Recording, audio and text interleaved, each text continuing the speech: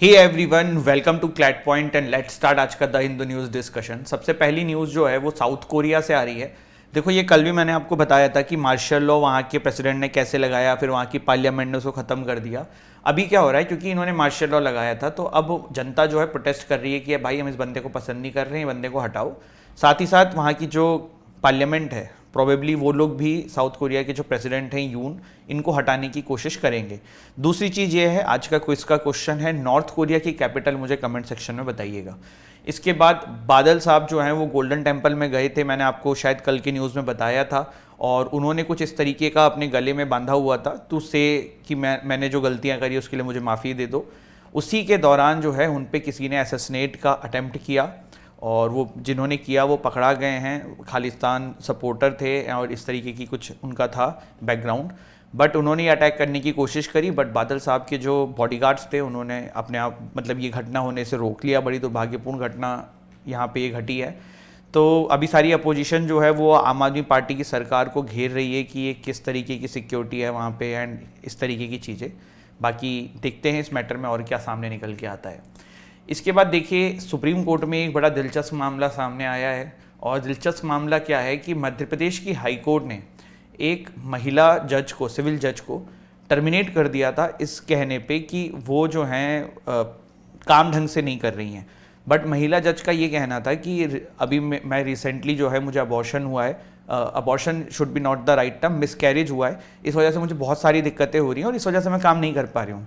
पर ये ग्राउंड को नज़रअंदाज करते हुए मध्य प्रदेश की हाई कोर्ट ने उनको, आप कह सकते हो कि, हटा दिया था सर्विस से। ये मैटर जो है ये सुप्रीम कोर्ट पहुंचा। सुप्रीम कोर्ट ने यहाँ पे काइंड ऑफ इस तरीके की बात कही है कि भाई आप क्या इस तरीके से ये डिसीजन ले रहे हैं, आप महिलाओं का दर्द समझते हैं क्या। ये भी सुप्रीम कोर्ट ने बोला कि मैन शुड मेंसुरेट, तो उन्हें पता पड़ेगा कि महिलाओं को कितनी तकलीफ होती है।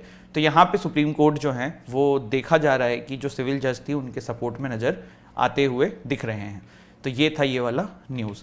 इसके बाद Assam government bans public consumption of beef. Short news है, एग्जाम का कोई इसमें खास लेना देना है नहीं। इसके बाद एक जो है द मिंट की हम न्यूज़ डिस्कस कर रहे हैं। Chandigarh becomes first city to adopt three new criminal law. Prime minister Modi ji अभी चंडीगढ़ में थे तो उन्होंने ये बात भी बोली कि तारीख पे तारीख, डेज आर ओवर। तो ये एक बड़ी अच्छी न्यूज़ है, प्लस आपके एग्जाम के लिए इज़ वेरी इंपॉर्टेंट कि भाई फर्स्ट सिटी वर्ल्ड भारत की कौन सी बनती है जिसने नए 3 क्रिमिनल लॉज को अडेप्ट किया है। तो चंडीगढ़ इज़ द आंसर। देखो, एक चीज़ और है, 3 क्रिमिनल लॉज में बहुत सारी चीज़ें चेंज हुई हैं, बहुत सारे सेक्शंस हैं, बहुत सारी इंपॉर्टेंट आस्पेक्ट हैं, बट वो एज ए लॉ का जब सब्जेक्ट आप पढ़ोगे ना, या फिर जब आप कॉलेज में अपने लॉ के सब्जेक्ट्स दोगे तो उतना डिटेल में तब आपको पढ़ना है। अभी आपको 3 न्यू क्रिमिनल लॉज का बेसिक आना चाहिए। बेसिक में मतलब कुछ कुछ चीज़ें जो बहुत इंपॉर्टेंट हो, जो एग्जाम में बन सकती है, दैट इज़ वेरी इंपॉर्टेंट। तो अब यहाँ से इस टॉपिक को हम आगे बढ़ाएंगे और 3 न्यू क्रिमिनल लॉज जो आए थे इसको वंस फॉर ऑल क्लैट 2026 के लिए, एनएलसैट के लिए, एलेट 2026 के लिए, अदर लॉ एंड टेस्ट आप देंगे उसके लिए 3 क्रिमिनल लॉज को हम डिस्कस करते हैं। और यहाँ पे जो भी इंपॉर्टेंट चीज़ें आपके पर्सपेक्टिव से इंपॉर्टेंट है वो मैं कवर करूँगा। तो 3 क्रिमिनल लॉज में इतनी चीज़ें आपको मिनिमम आनी चाहिए, प्लस ये भी आपके उसी नोट्स में डाल देना कि चंडीगढ़ जो है वो पहली सिटी बनती है जिसने 3 क्रिमिनल लॉज को अडेप्ट किया था। तो चलिए फिर शुरू करते हैं, डिटेल में इसको समझने की कोशिश करते हैं कि भाई न्यू क्रिमिनल लॉज हैं क्या, और क्या पुराने में चेंज कर रहे हैं, क्या क्या चीज़ें न्यू क्रिमिनल लॉ की इंपॉर्टेंट है जो आपके एग्जाम में पूछी जा सकती है। तो वो सारी चीजें डिटेल में देखेंगे, पूरा आपका फोकस होना चाहिए यहाँ पे, ठीक है। चलिए, तो देखो, सबसे पहली चीज तो ये है कि न्यू क्रिमिनल लॉज में आपको पता है कि हमारे देश के पुराने कुछ लॉज को बदला गया है। जैसे कि इंडियन पीनल कोड जो है वो अब बन गया है भारतीय न्याय संहिता, जिसको BNS बोलते हैं, ठीक। फिर एक बना है कोड ऑफ क्रिमिनल प्रोसीजर, है ना। कोड ऑफ क्रिमिनल प्रोसीजर जो था वो अब बन गया है BNSS। और इंडियन एविडेंस एक्ट आपका जो है वो बन गया है BSA। अब आपने बहुत जगहों पे BNS2, BNSSS2 ये भी सुना होगा। तो देखो, वो क्या हुआ था, वो हुआ ये था कि पहले हमारी गवर्नमेंट एक बिल लेके आई थी, उस बिल में काफी सारी चेंजेस बताए गए थे पार्लियामेंट्री स्टैंडिंग कमेटी के द्वारा। फिर उस बिल को वापस करके नया बिल आया था, उसको BNS22 ऐसे करके बोलते थे, नाम वही है। और अब तो ये एक्ट बन चुका है, ये पार्लियामेंट से पास हो चुका है, सारी चीजें हो चुकी हैं। तो अब ये बिल नहीं बचा, अब तो ये एक्ट है। तो वो 2 में कंफ्यूज नहीं होना, वो क्यों है मैंने आपको बता दिया है, ठीक है। देखो कानून, पहली चीज तो समझ लेते हैं कि बदले क्यों गए। सिंपल सी बात है, ये जितने क्रिमिनल लॉज हैं ये ब्रिटिशर्स के जमाने के लॉज हैं, और बहुत सारे लॉज ना आप प्रेजेंट डे सोसाइटी में नहीं एप्लीकेबल हैं, मतलब अब उसमें रिफॉर्म की जरूरत थी ही, और आज नहीं बहुत पहले से थी। गवर्नमेंट ने अब जाके इसको एनालिसिस किया, समझा, ये बहुत अच्छी बात है। अदरवाइज अगर ये आज से 10-15 साल पहले ही बदल गए होते ना तो भी बहुत सही था। दूसरी पॉइंट यहाँ पे इसको चेंज करने का ये है कि अगर आप आईपीसी जब पढ़े होंगे, या अगर आपने कभी देखिएगा पुराना उठा के, तो बहुत सारे पनिशमेंट की सजा कभी 50 रुपए, कहीं 100 रुपए, 150 रुपए, इस तरीके की होती थी, फाइन जो होता था। बट एक्चुअल में अगर प्रेजेंट डे से आप इसको कंपेयर करो, आज से अगर आप इसको सोचो, तो इसका आपको मतलब वैल्यू नहीं है। उस समय 50-100 रुपए की बहुत वैल्यू होती थी, बट अब उसका कोई मतलब नहीं है। तो मतलब these are some major issues जिसकी वजह से इनको चेंज किया। समय की डिमांड थी, करना ही करना था। कुछ एग्जाम्पल जैसे मैं आपको बता रहा हूं, आईपीसी में 302 जो है वो पनिशमेंट ऑफ मर्डर बताता था। अभी भी मर्डर है बीएनएस के अंदर, बट सेक्शन 101 में चला गया है। तो कहने का मतलब ये है कि अब इतना ये मत सोचेगा कि जिन्होंने पहले पढ़ रखा था बस वही सब सही है, अब नहीं पढ़ने से नए वाले से कुछ नहीं होगा। देखो सेक्शन ही बदल गए, सेक्शन बदल गए। तो अब आपसे अगर क्वेश्चन पूछ लिया कि भैया मर्डर किस में, आपको 302 याद है बट यहाँ तो 101 में, तो कुछ इंपॉर्टेंट ऐसे सेक्शंस हैं जो आपको पता होने चाहिए, ठीक है। जैसे कि मैंने आपको बताया 420 आपने सुना होगा इंडियन पिनल कोड में, चीटिंग वाला जो होता है, वो सेक्शन 316 में आ गया है। सेक्शन 144 जो धारा 144 लागू हो जाती है, वो सेक्शन 187 कहलाएगा आपका बीएनएस के अंदर। सेक्शन 121 जो वेजिंग वॉर, अटेम्प्टिंग अ वेज वॉर और abetting waging of war against the government of India will now be called section 146। Section 499 of IPC जो डिफेमेशन से करता है डील, वो अब 354 ऑफ द न्यू लॉ है। Section 376 dealing with rape under the IPC is now section 63 and 64 related to punishment, while section 70 deals with the offense of gang rape, ठीक है। तो पॉइंट ये कि मतलब these are some basic sections जो आपको पता होने चाहिए। इसका स्क्रीनशॉट ले लेना, अदरवाइज इसको नोट्स में डाल देना। ये ऐसे सेक्शन है जो आपको पता होनी चाहिए। एग्जाम में पूछा जा सकता है कि भाई फले में कब था, अब क्या है, ऐसा वैसा। ये बहुत बेसिक चीजें हैं। फिर और जानते हैं थोड़ा सा बीएनएस के बारे में। अभी हम सबसे पहला वाले के बारे में जान रहे हैं, क्या नाम है इसका, बीएनएस 2 बोल रहे हैं बहुत लोग इसको, अदरवाइज ये क्या है, भारतीय न्याय संहिता बीएनएस, ठीक। 2 क्यों बोल रहे हैं वो भी मैंने आपको बताया।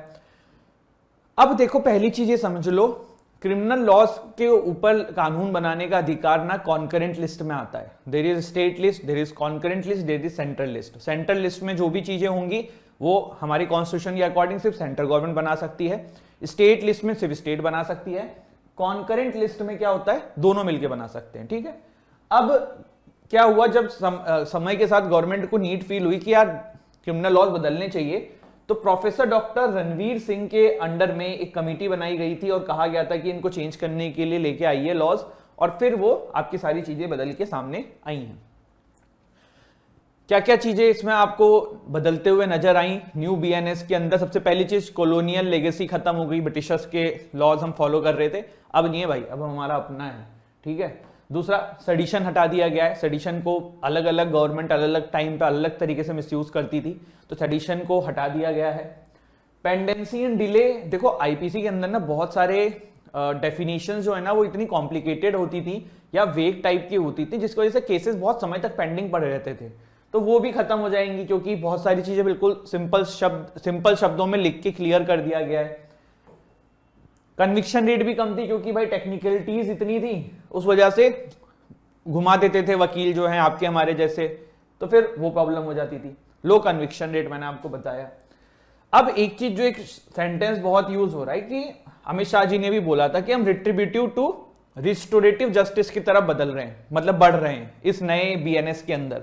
तो इसका मतलब क्या है, देखो पहले जो है ना आईपीसी का मेन फोकस होता था क्रिमिनल को पनिश करना, बट अब यहां पे ऐसा कहा जा रहा है कि जो नया लॉ है ना इसका मेन पर्पस है क्रिमिनल को पनिश नहीं करना, क्रिमिनल को सुधार करने की गुंजाइश देना, मतलब सुधारने का प्रयास करना। अगर उस तरीके का कोई क्राइम किया है जिसमें चांसेस हैं कि वो बदल सकता है, तो उसको सुधारने का मौका देना चाहिए, ठीक है।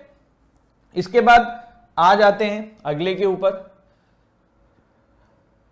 नहीं अभी तो बीएनएस ही चल रहा है ना, हाँ।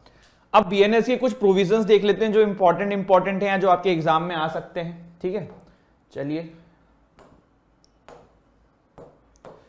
BNS retains the provision of IPC which criminalize acts such as murder, abetment of suicide, assault and causing grievous hurt। ठीक है, इसने threshold for victim to be classified as a major in the case of gang rape जो है वो 16 से 18 year कर दिया है। देखो, गैंगरेप के केसेस में अगर विक्टिम की एज पहले 16 होती थी ना, तो वो एज ए माइनर ट्रीट किया जाता था, बट अब आज की डेट में अगर 18 भी होगी नए वाले BNS के अकॉर्डिंग, तो यहां पे वहां विक्टिम जो है वो एज ए मेजर क्लासिफाइड किया जाएगा। It increases the threshold for the victim to be classified as major in the case of gang rape from 16 to 18 year of age. ठीक है, क्लियर हुआ। The BNS removes the offence of sedition. देखो, मैंने आपको पहले ही बता दिया है, सेडिशन का जो ऑफेंस है वो खत्म कर दिया गया है। ठीक है, तो 3 ये पॉइंट्स हमने देखा कि murder, abetment of suicide, assault, causing grievous hurt, ये सब कंटिन्यू रखे गए हैं। फिर हमने देखा कि विक्टिम को क्लासिफाइड एज ए मेजर कर दिया जाएगा in a case of gang rape from 16 to 18 years of age. पहले वो 16 था, बट अब वो 18 ईयर पे कर दिया गया है। ठीक है, इसके अलावा, और यहाँ पे विक्टिम की बात हो रही है, ये ध्यान रखिएगा। विक्टिम मतलब जिनके साथ ये ऐसा कुछ होगा, भगवान ना करे कभी किसी के साथ हो, बट अगर होगा तो।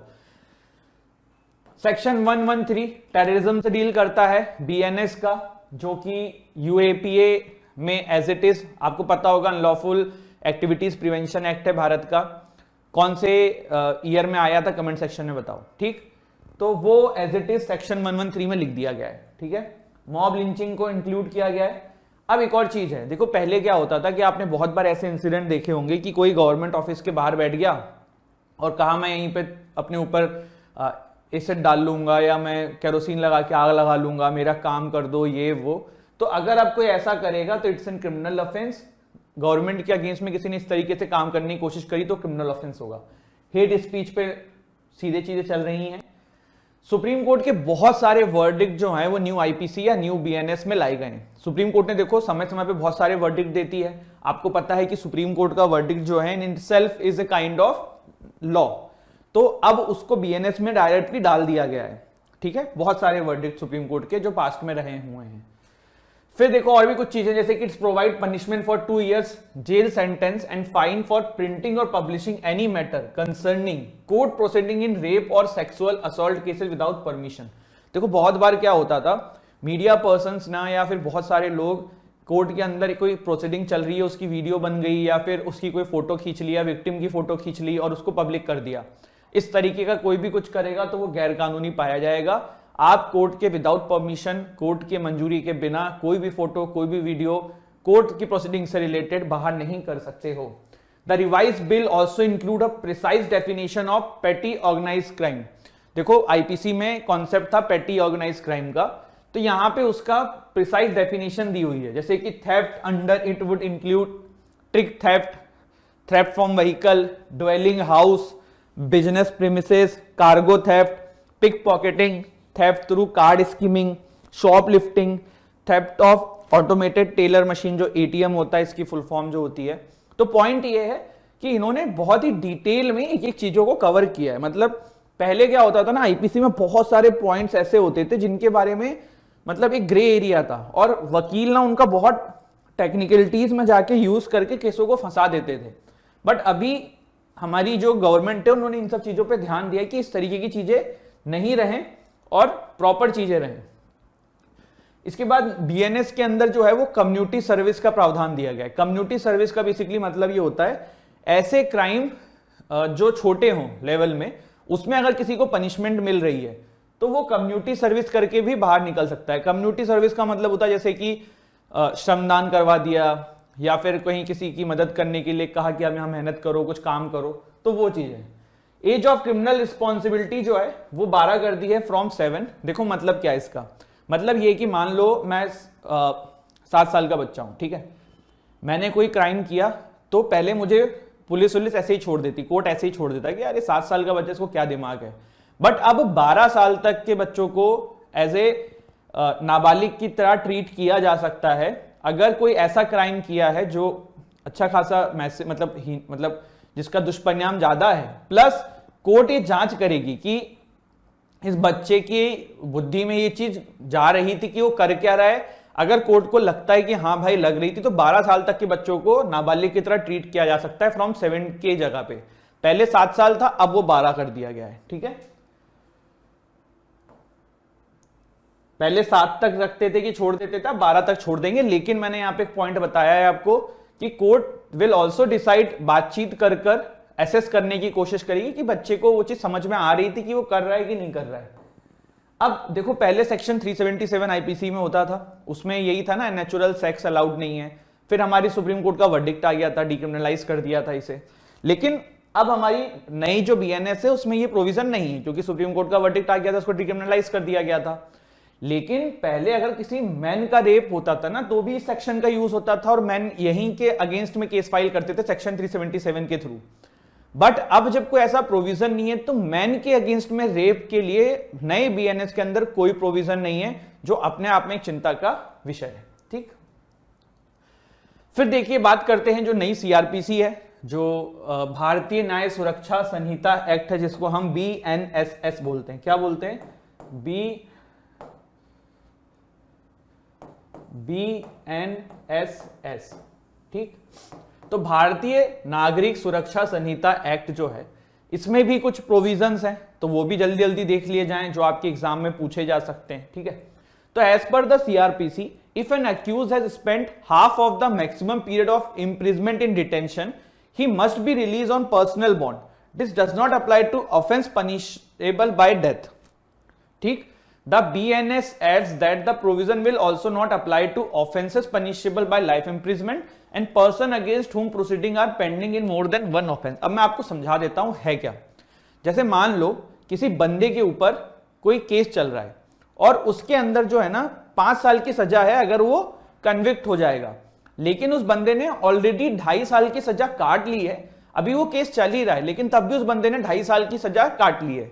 तो सीआरपीसी के तहत ना ऐसे केसेस में उस बंदे को रिहा कर दिया जाता था जब तक केस चल रहा है, अगर उसने 50% कर ली है।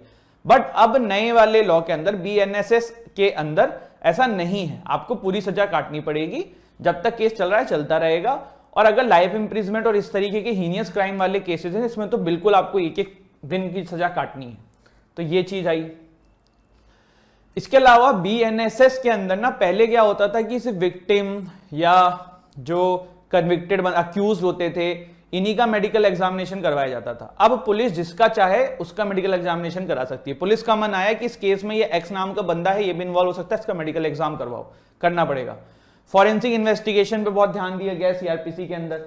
स्ट्रिक्ट टाइमलाइन रखी है कि अगर आपने किसी को अरेस्ट किया है तो या तो 24 घंटे के अंदर उसको मजिस्ट्रेट के सामने पेश करो या फिर आप उसको छोड़ दो, बाकी कोई और उपाय नहीं है। पहले क्या होता था, इसमें घुमा फिरा के बहुत सारे लूप होल्स पुलिस निकाल के अरेस्ट कर भी लेती थी, रख भी लेती थी। बट अब क्लियर कट टाइमलाइन है। देखो लॉज तो सारे अच्छे हैं, मुद्दा पता है कहां फंसता है? मुद्दा फंसता है इम्प्लीमेंटेशन में। अब ये इम्प्लीमेंट करे तो ठीक है, प्लस इसको क्रॉस चेक करने के लिए भी ना सरकार को कुछ रखना चाहिए कि पुलिस जो है वो प्रॉपर फॉलो कर भी रही है कि नहीं कर रही है। क्योंकि जिस आदमी पे बीतती है ना, फिर वही समझता है कि भाई लॉस तो है लेकिन यूज कहां कर पाएंगे जब तक पुलिस नहीं चाहेगी। फिर देखिए, देखो जुडिशियल कस्टडी एक चीज होती है जिसमें आप 15 मतलब जुडिशियल कस्टडी किसी अक्यूज्ड की होती है, उसमें ना एक टर्म होती है पुलिस कस्टडी की, पुलिस के पास वो बंदा रह सकता था 15 दिन के लिए। तो सीआरपीसी के अंदर ना वो 15 दिन की जो पुलिस कस्टडी होती थी वो एक साथ होती थी कि मतलब 15 दिन पुलिस ने लिया तो पुलिस 15 दिन रखेगी। बट अब जो 60 से 90 डेज का या 40 से 90 डेज का पीरियड रहेगा, 40 से 60 या 60 से 90 डेज का जो जुडिशियल कस्टडी का पीरियड रहेगा, इसमें पुलिस वो 15 दिन की पुलिस कस्टडी टुकड़ों में भी ले सकती है कि जैसे 2 दिन लिया फिर छोड़ दिया, जुडिशियल कस्टडी में दे दिया, फिर वापस से पुलिस ने अपने कस्टडी में ले लिया। देखो जुडिशियल कस्टडी पुलिस कस्टडी में मैं आपको बहुत लेमन लैंग्वेज में समझा देता हूं, बहुत डिटेल में नहीं जाऊंगा। जुडिशियल कस्टडी में वो एक पुलिस मतलब एक अलग जेल रहेगी, वहां पे बंदा रहेगा, और पुलिस कस्टडी में जो पुलिस थाना जो उस चीजों को देख रहा है वो अपने पास लेके जाएगा, वहां रखेगा। बहुत लेमन लैंग्वेज में समझा है, डिटेल में है, लेकिन अभी अपन इसको ऐसे समझ लेते हैं। तो अब 15 दिन की जो पुलिस कस्टडी मिलेगी ना, वो टुकड़ों में ले सकती है पुलिस। 3 दिन लिया, फिर जाके जुडिशियल कस्टडी में दे दिया, फिर 2 दिन लिया, फिर जुडिशियल कस्टडी में दे दिया, इस तरीके से। The power to use handcuffs को भी लेके बहुत कानून सख्त किया गया है BNSS के अंदर।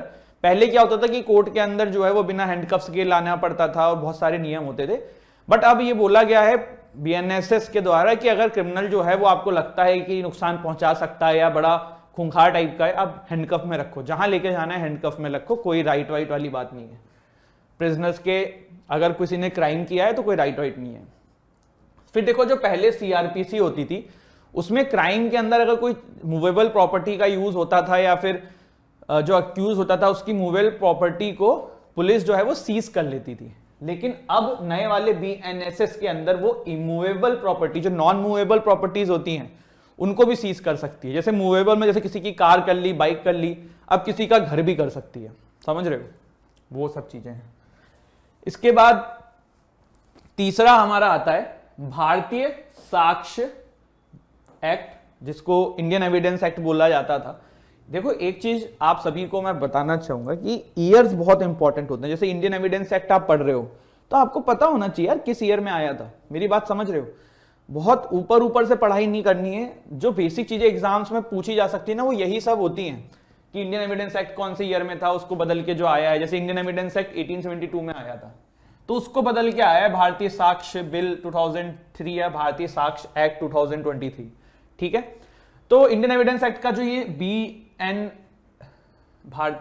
BS वो है ना, ये भारतीय साक्ष्य बिल, ठीक है, तो BS भी बोल सकते हैं या BSA, जो भी है। तो भारतीय साक्ष्य एक्ट जो है आपका, उसने इंडियन एविडेंस एक्ट को बदला। ये रिटेन्स करता है most of the provision of the IA including the confession, relevancy of facts, burden of proof, etcetera etcetera. कुछ मेजर चीजें जो इसमें करी गई हैं वो देख लेते हैं, जो आपसे पूछी जा सकती है।